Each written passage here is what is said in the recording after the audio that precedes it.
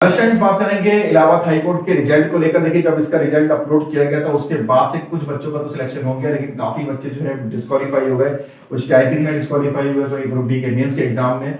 तो सबसे ज्यादा उन्हें अब टेंशन ये है कि इसकी नेक्स्ट भर्ती कब आएगी और ऐसी कौन सी पोस्ट है जिसपे जल्दी सिलेक्शन लिया जा सकता है। तो आज मैं पूरा एक्सप्लेन आपको करने वाला हूँ। और जो आपका इस समय बहुत खराब समय चल रहा है, तो उसमें कुछ एक आशा की उम्मीद आप कर सकते हो कि हाँ, यहाँ से टारगेट आप एक बनाइए। और जिंदगी में फेलियर तो आते ही हैं, जब तक फेलियर नहीं आएगा, जब आप पास होगे तो जब तक मजा कैसे आएगा। क्यों, जब आप फेल हो जाते हो फिर आप पास होते हो तो आपको लगता है कि हाँ, मैंने वो पल भी जिया था, ये पल भी जिया था। तो आपको इसी हिसाब से लेना है। बहुत किस्मत वाले ऐसे लोग होते हैं जो लगातार पास होते रहते हैं और उन्हें ज्यादा संघर्ष करने को नहीं मिलता है। लेकिन सबकी किस्मत एक से नहीं होती, तो थोड़ा बहुत संघर्ष अगर लाइफ में आ रहा है तो कोई बात नहीं, डरना नहीं है आपको।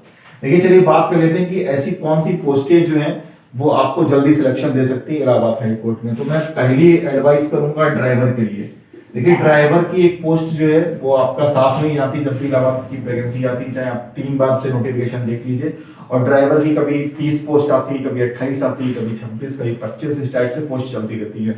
और ड्राइवर के लिए एलिजिबिलिटी भी बहुत कोई स्पेशल नहीं है, केवल हाई स्कूल होना चाहिए आपके पास, और प्लस आपके पास 3 साल पुराना ड्राइविंग लाइसेंस होना चाहिए 4 व्हीलर का। 2 व्हीलर का नहीं चलेगा, 4 व्हीलर का चलेगा। और ड्राइवर में जो है वो फॉर्म भी बहुत कम अप्लाई होते हैं, मुश्किल से 15 से 20 हजार के बीच में फॉर्म अप्लाई हुए थे। और बात करें इसके एग्जाम की, तो एग्जाम भी काफी बच्चों ने छोड़ दिया था। तो लगभग 26 पोस्ट थी और 89 लोगों को सिलेक्ट किया गया था प्री एग्जाम में। और उनसे कहा गया था कि अब 100 नंबर का आपका ड्राइविंग टेस्ट होता है।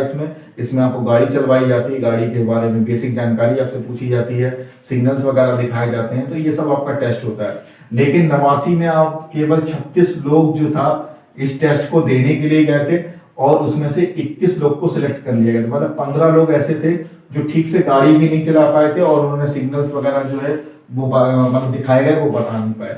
तो समझ लीजिए इतना कम कंपटीशन था कि लगभग 5 सीटें अभी भी खाली चली गई हैं। तो इस पर फोकस करिएगा। अगर आपके पास 4 व्हीलर का 3 साल पुराना लाइसेंस है, अगर 2 साल का भी है तो जब भर्ती आएगी तो 3 साल हो चुके होंगे, तो आपका काम इसमें चल सकता है और इसको प्रेफर आप बनाइए। और ड्राइवर की जो है वो इलाहाबाद के साथ साथ और जगह भी निकलती रहती है पोस्ट, सीपीयू में हो गया, और एसएससी जो है वो भी निकालती रहती है, और विभाग भी जो है वो लगातार ड्राइवर की पोस्टें निकालते रहते हैं। तो वहां पर भी आप अप्लाई कर सकते हो।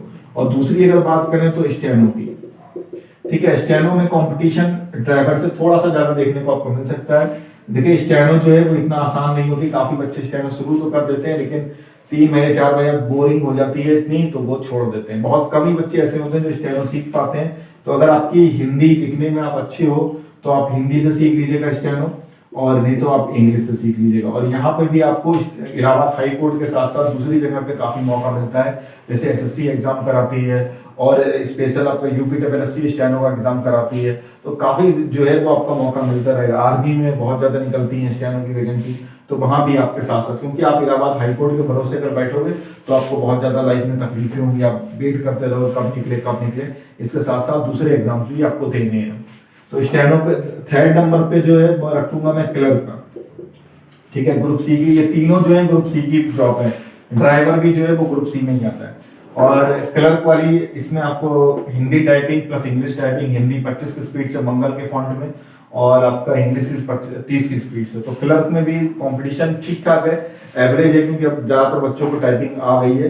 तो यहाँ पे भी कंपटीशन आपको ठीक ठाक देखने को मिलता है, लेकिन सबसे कम आपको ड्राइवर में और स्टेनो में देखने को मिलेगा, क्योंकि स्टेनो सीखने के बाद भीड़ कम हो जाती है। और क्लर्क में जो है वो फिर भी इतना कंपटीशन नहीं है औरों की अपेक्षा। यहाँ पर टाइपिंग की वजह से कुछ लोग फॉर्म अप्लाई नहीं करते हैं। तो यहाँ पर अगर अभी से आप हिंदी और इंग्लिश की टाइपिंग सीखो तो 3 महीने में आप सीख जाओगे आराम से। तो इसको भी प्रेफर कीजिएगा। हिंदी इंग्लिश की टाइपिंग आने के बाद आप एसएससी का एग्जाम दे सकते हो, केबीएस के एग्जाम निकलते रहते हैं, आर्मी में निकलते रहते हैं, वहां भी आप डाल सकते हो। नेक्स्ट सबसे ज्यादा कॉम्पिटिशन आपको देखने को मिलता है वो है आपका ग्रुप डी, क्योंकि ग्रुप डी की एलिजिबिलिटी आपकी 6, 8th और 10th क्लास होती है। तो यहाँ पे अच्छी खासी कंपटीशन होता है, प्री प्लस मेंस, और आप मेंस में डिस्क्वालीफाई हो जाते हो तो बहुत ज्यादा प्रॉब्लम आपको होती है कि लोग हम यहाँ तक पहुंचे और वहां आगे नहीं बढ़ पाए। तो आपको ग्रुप डी में बहुत ज्यादा इसमें कंपटीशन रहता है। तो आप ग्रुप डी को जो है वो एक ऑप्शनल के यूज में करिएगा। अगर आप सबसे पहले तो यही मैं कहूंगा कि ड्राइवर के लिए फोकस करिए, स्टेनो के लिए फोकस करिए।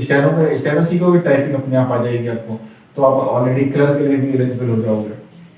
और ग्रुप डी को ऑप्शनल यूज करिए, अगर हो जाता है तो ठीक है, क्योंकि ग्रुप डी की जॉब है 4-5 साल बाद आप फिर कहोगे कि अरे भैया ग्रुप सी में जाना है मुझे। तो यहाँ पर ग्रुप सी में आप पहुंच गए और जीवन भर अगर आप ग्रुप सी में भी रहोगे तो भी आपको कोई दिक्कत नहीं होगी, आप बता सकते हो, आपको खुद में अच्छा लगेगा। ग्रुप डी भी अच्छी जॉब है, ठीक है, लेकिन होता है ना ग्रुप डी में जब आप होते हो तो आप सोचते हो ग्रुप सी में चले जाएं कि चलो वहाँ बाबू हमसे कहा जाएगा, थोड़ा रिस्पेक्ट ज्यादा मिलेगी। तो बस ये टारगेट करेगा। जो बच्चे ग्रुप डी में सिलेक्ट हो गए तो वो अपना टारगेट बनाए ग्रुप सी में मुझे जाना है, चाहे इलाहाबाद हाई कोर्ट में जाइए चाहे किसी में भी जाइए, टाइपिंग वगैरह सीखते रहिए तो आपका आराम से सिलेक्शन हो जाएगा। चलिए बात कर लेते हैं इसकी नेक्स्ट वैकेंसी जो है वो कब तक आ सकती है। देखिए ये जो वैकेंसी है वो अभी इसका इतिहास देखा जाए तो हर 2 साल बाद निकलती है। 16 में निकली थी, फिर 18 में निकली थी, तो ऐसा माना जा रहा था कि 20 में भी निकलेगी, लेकिन 20 में कोविड की वजह से नहीं निकल पाई थी। फिर 21 में जब कोविड कम हुआ ये, तब 22 में ये भर्ती निकली जाती, क्योंकि डेटा मंगाना, फिर एनटीए से कांटेक्ट रखना, फिर एग्जाम कराना, ये सब चीजें में अच्छा खासा समय लग गया था और इतना तेजी से काम हो नहीं रहा था कोविड में। लेकिन अब ऐसी उम्मीद की जा रही है कि शायद आपका जो है वो 2023 में ये वैकेंसी फिर से आ जाए। 2023 में आपका दिसंबर में उम्मीद की जा सकती है, दिसंबर में, और 2024 मार्च तक, ठीक है। मतलब इन 3 मैंने जो पता करा है कि उन्होंने कहा कि 2023 लास्ट में ये वैकेंसी आ सकती है और या फिर 2024 के बिगिनिंग में आ सकती है वैकेंसी फिर से। और लगभग कितनी हो सकती है, तो फिर वही लगभग 1800-1900 ग्रुप डी आ सकती है, 1000-1200 ये आ सकती है। तो आप नेक्स्ट टारगेट ये मान के चलिए, लेकिन इस पर पूरी तरीके से डिपेंड मत होइए, क्योंकि इस पर पूरी तरीके डिपेंड हो गए तो आप पक्का डिप्रेशन में चले जाओगे। आप देखते रहोगे भर्ती कब आ रही है, भर्ती कब आ रही है, और नहीं मान लीजिए 1% हुआ तो इससे रिलेटेड सारे एग्जाम दीजिए। आप किसी भर्ती पर मत अपने भविष्य को निर्भर करिए, नहीं तो आपको बहुत ज्यादा प्रॉब्लम हो जाएगी। उम्र आपकी लगातार निकलती चली जाएगी। जो भी इस सिलेबस से संबंधित आपके पेपर हुआ करे आप छप डाला करो, और ज्यादा मत सोचा करो कि मेरा सिलेक्शन हो ही जाएगा। एग्जाम दे दो, एग्जाम से बाहर निकला करो तो बस सोचा करो कि हमने एग्जाम दिया ही नहीं है। ये तो बहुत तकलीफ होती है जब सिलेक्शन होता नहीं है। मिलता हूँ मैं नेक्स्ट वीडियो में, कोई और भी क्वायरी है तो कमेंट कर सकते हैं।